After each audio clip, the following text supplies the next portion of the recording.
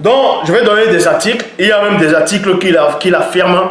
Les archéologues ont fait des recherches, ils ont trouvé.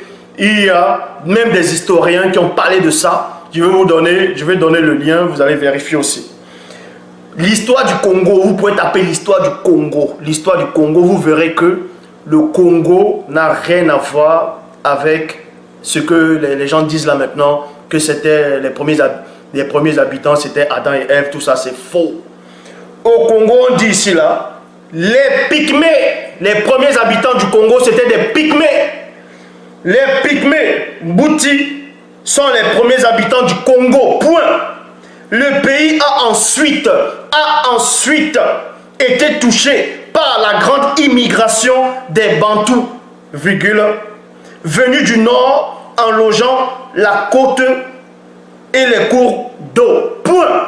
Donc, déjà avant le Congo, il y avait des gens qui vivaient en Angola. Ça, c'est l'histoire qui le dit aussi.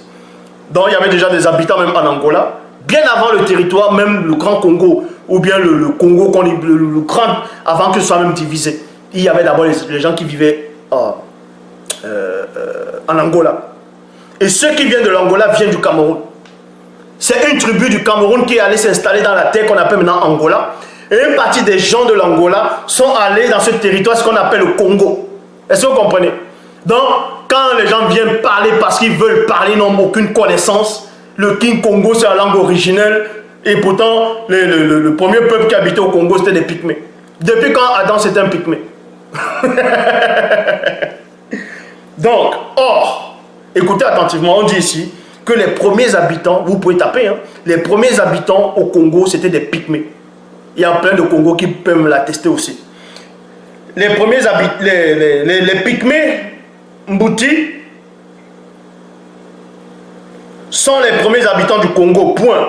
Le pays a ensuite a été ensuite touché par la grande immigration. Par la grande immigration des Bantous.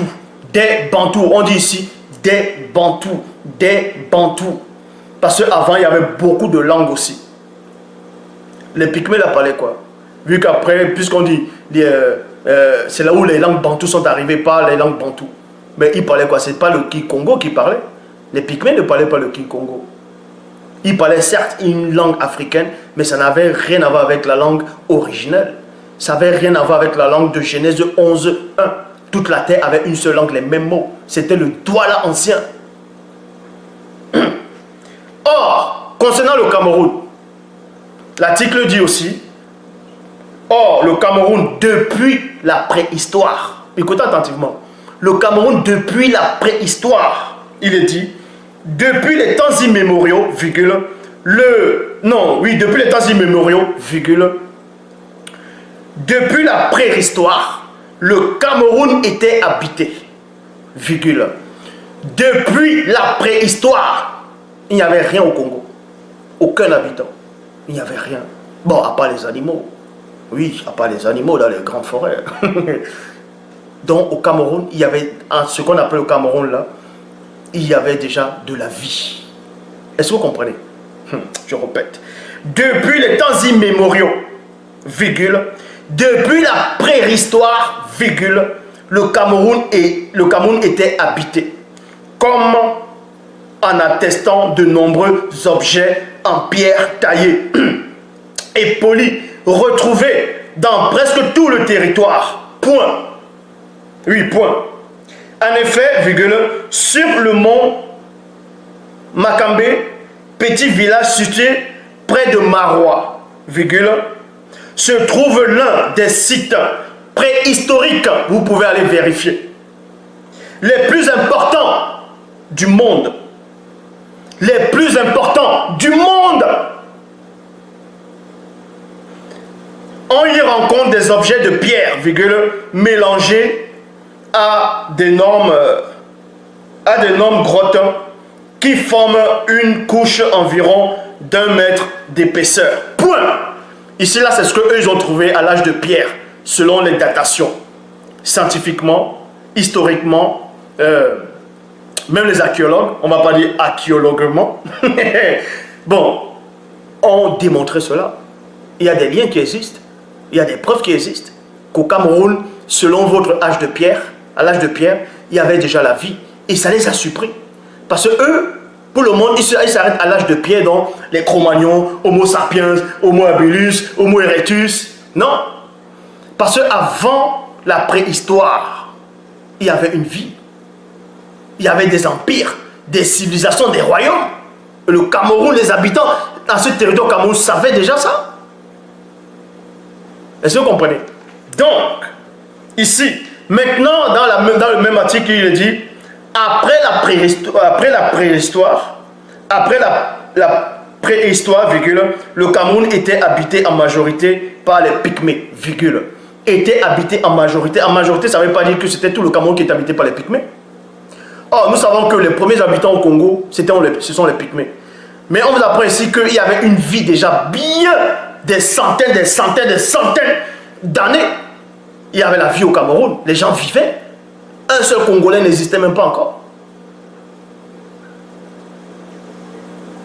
Et c'est bien après qu'après la préhistoire, le Cameroun était habité par les Pygmées. Les Pygmées sont venus habiter au Cameroun.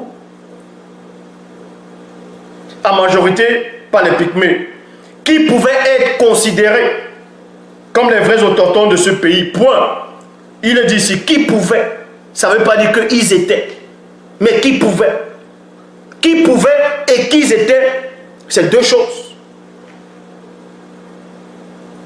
Aujourd'hui, virgule, ces Pygmées sont peu nombreux, seulement quelques milliers,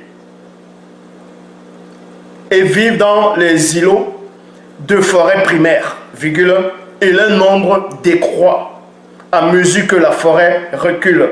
Mais jadis, virgule, ils étaient certainement, là, ils ne sont pas sûrs, plus nombreux que plus dispersés à travers la vaste forêt.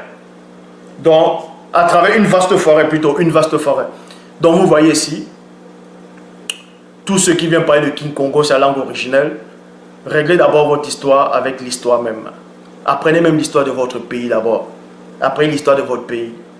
Votre pays, les premiers habitants, c'était des Pygmées. Et ces Pygmées-là étaient dépourvus de spiritualité. Eh oui. Eh oui.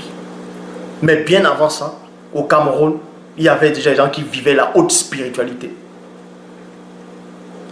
La preuve. Voilà un savoir, un véritable en face de vous, qui détient le bâton souverain.